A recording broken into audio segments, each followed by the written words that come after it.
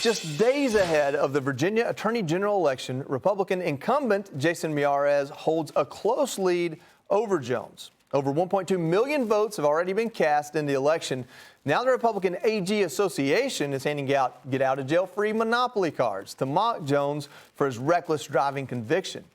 But he did spend hundreds of hours of court-ordered community service at his own political action committee. Meanwhile, Jones is lying to voters about being anti-crime.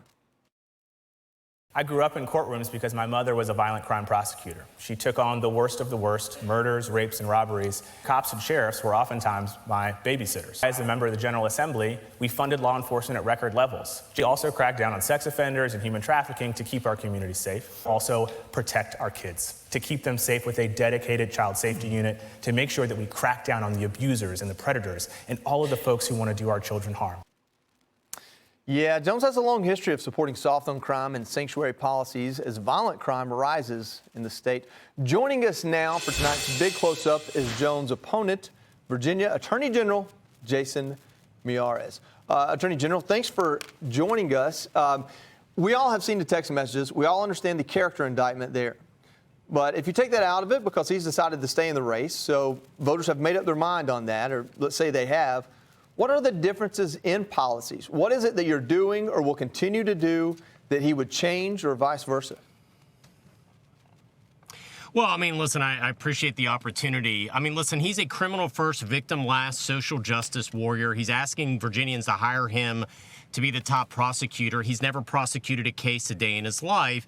And to your point, his record in the General Assembly was every chance he had a chance to stand with law enforcement and victims, he chose not to. He voted actually for the early release of violent offenders. You've noted that the Ralph Northam Early Felon Release Program let out 9,600 felons out early. 49.8% have already been rearrested since they've been released early. He voted to end the mandatory reporting requirement of sexual assault in schools, which led directly to that scandal that Fox covered extensively in Loudoun, where a 15-year-old boy walked into the bathroom, put on a skirt, brutally sexually assaulted another 15-year-old student, and then he just got transferred to another school where he assaulted another. The police weren't notified. So every chance he's had to stand with police, he's voted the wrong way. He supports no cash bail, which is truly an idea as dumb as it sounds. It means even if you're a rapist or a carjacker, you get arrested, you cannot be held going to trial. He supports getting rid of SROs. Those are our school resource officers, our cops in our schools. He wants them out of our schools. I want them in. So even separate the fact that he's advocated for violence against children, wanting to see Speaker Gilbert's children die in their mother's arms. Don't forget, he also has said that he wanted to see cops die, that he told a colleague that maybe if a few cops died, cops would change or they'd police. It's why every major law enforcement organization in the state of Virginia not only has endorsed me, they've asked Jay Jones to drop out of the race. That is how unproven he is. That's how his judgment is completely disqualifying himself to be the top prosecutor in the state. I absolutely agree with your assessment there, Attorney General. But despite all the things you just outlined, not only about his policies, but also his personal issues and personal sentiments that he has delivered in years past, you still had former President Barack Obama out rallying, of course, for Spanberger, but also for Jay Jones, because Jay Jones was at that rally. I mean, that takes some intestinal fortitude to show up and show your face behind a candidate like that. But do you think that's going to make any difference, not only in the governor's race, but in your race as well, having Barack Obama out there on the trail?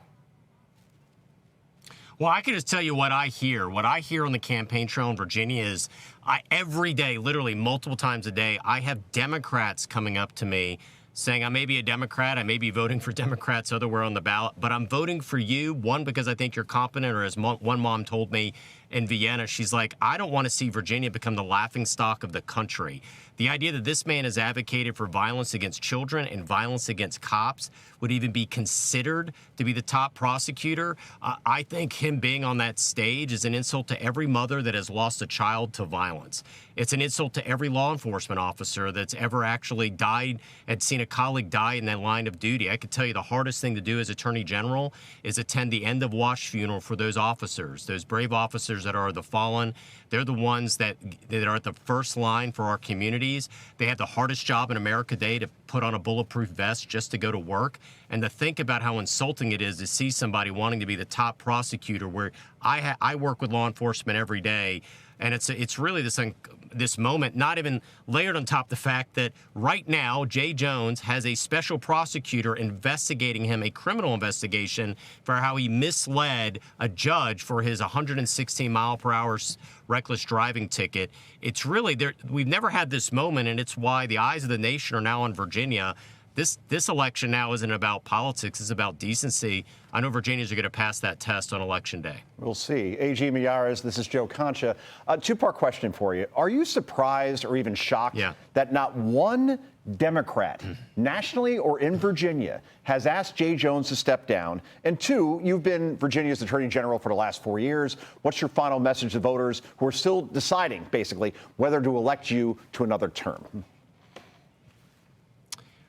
Well, I have been shocked to some degree, though. I mean, it was interesting. Abigail Spanberger, multiple times in her debate with Winsome Sears, in which Winsome obviously won that debate, was asked to endorse Jay, and she dodged and weaved and finally said voters should decide. And I thought that was a pretty telling moment as well. But I am shocked that those that at least preach civilities, those in Virginia that asked Ralph Northam, the previous Democrat governor, to resign over a yearbook photo from 30 years ago, refused to ask him to get out of the race, despite the fact that he wants children to resign, to die in their mother's arms. So this is what I would say to voters. Rehire me to continue to protect you.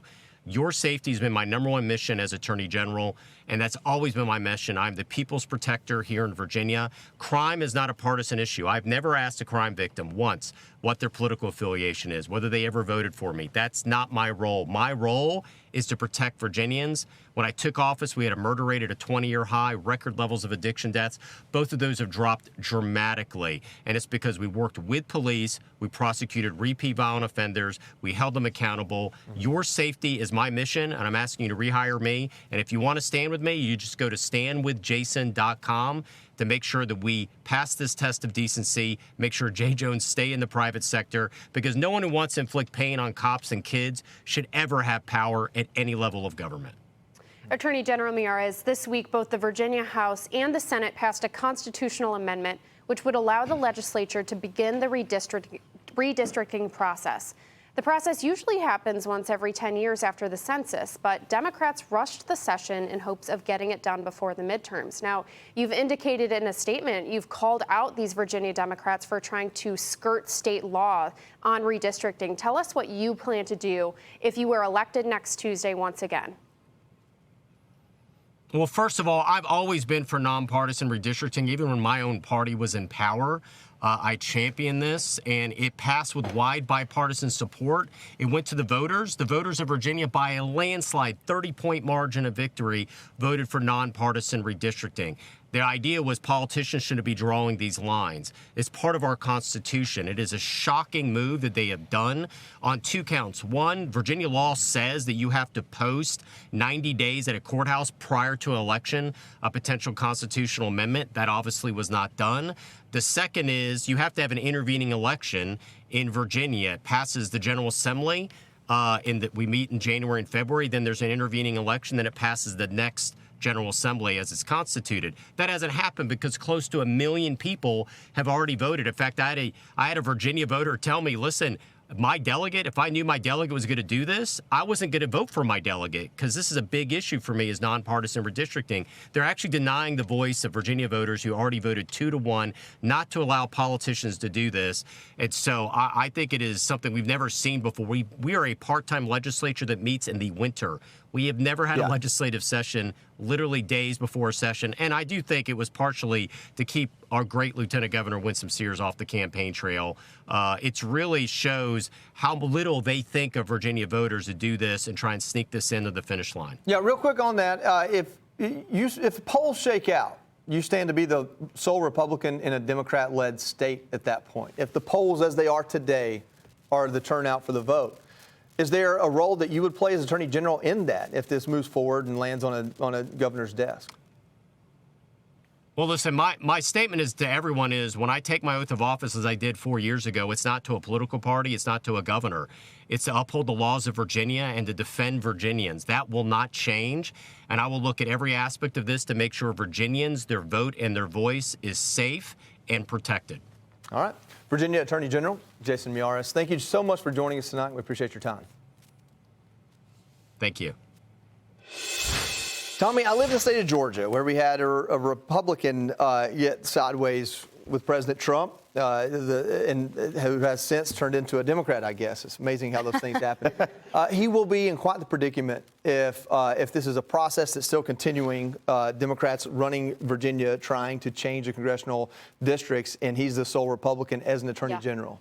Yeah, I'm glad that you asked that question, because if the polls are correct, as you pointed out, that could very much be his reality. But I think he answered it perfectly. I think that you have to fight for the people in your state, your Commonwealth, and that is what he intends to do. I think that that's why they didn't ask Jay Jones to drop out, because they still are holding on to some hope that the people in Virginia will overlook all of the issues with Jay Jones, which are not just his personal issues and his personal sentiments, but also the policies. There's nothing good about that cat, okay? I don't care who you are, but they are so desperate to get a Democrat in that spot. And because they have an election season there, not even early voting, but an election season of voting, they back themselves into a corner with Jay Jones. I'm hoping that Miyares can pull it out, though, because I think having Jay Jones in that position, or any position, including dog catcher, is a giant liability. Yeah, Joe, I mean, the Virginia governor's race isn't looking as good for Republicans, but he's up by a point. That means that people are at least responding to this Jay Jones news. Yeah. I've seen 3 points. I've seen 4 points. I can't believe this isn't 20 points, Joey. Right? The fact that you wish death on the young children of your political opponent, and you said that you hope that they died in the arms of the wife of your political opponent, who you also want dead. I can't believe. I don't want to hear from any Democrat ever again about the ballroom by Donald Trump, how that is horrible and it's a threat to democracy, when not one, as I asked the Attorney General, as far as why won't you tell Jay Jones to drop out of this race? If you're not offended by that, if you're not offended by this guy in Maine who had a Nazi tattoo on his chest, and you won't call for him to drop out either, I'm sorry. You don't have a moral high ground anymore. And the fact that this race is even this close is incredible to me. But I guess that's the culture that we're in now, where it's win at all costs. Kaylee, maybe I'm a skeptic, but I don't expect the Democrats to tell him to drop out, especially to the point they can't be replaced. I think that Virginia is now an important quasi-battleground state. I think it does help set the tone. Perhaps New Jersey is more indicative of where the country is in the purple areas. But, this administration in Virginia got there on this issue that President Trump says is 80-20, 90-10, this idea of keeping boys out of girls' locker rooms. This state is kind of the battleground of it, oddly enough. Where do you think this shows the country is if he wins or if he doesn't? I don't think that he will win. I think Miyares will hopefully come out on top. I think that that's the way that the race is going. But to be clear, Abigail Spanberger has also endorsed keeping men and women's spaces as well. So if Virginians elect her regardless, I think that's a very bad sign for the rest of the country in terms of a political candidate being rewarded for that position on that issue. I think that what Democrats are doing in Virginia, though, refusing to call on Jay Jones to drop out, pushing forward this extremely aggressive and probably blatantly illegal redistricting plan. There's a lesson in there for Republicans. They are treating this like a fight to the death.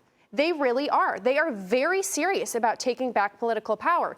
And I just got to wonder whether Republicans have the same fight in them. Because Trump has called on Republicans to do the exact same thing with gerrymandering, to make sure that Republicans get as many seats as they possibly can in the midterms. And there are some Republicans in states like Indiana that are very hesitant to do so. And I just got to wonder if that's your opposition, like the Democrats in Virginia, you don't have the fight. You don't have what it takes to win the battle, and you need it. Click here to subscribe to the Fox News YouTube page to catch our hottest interviews and most compelling analysis. You won't get it anywhere else.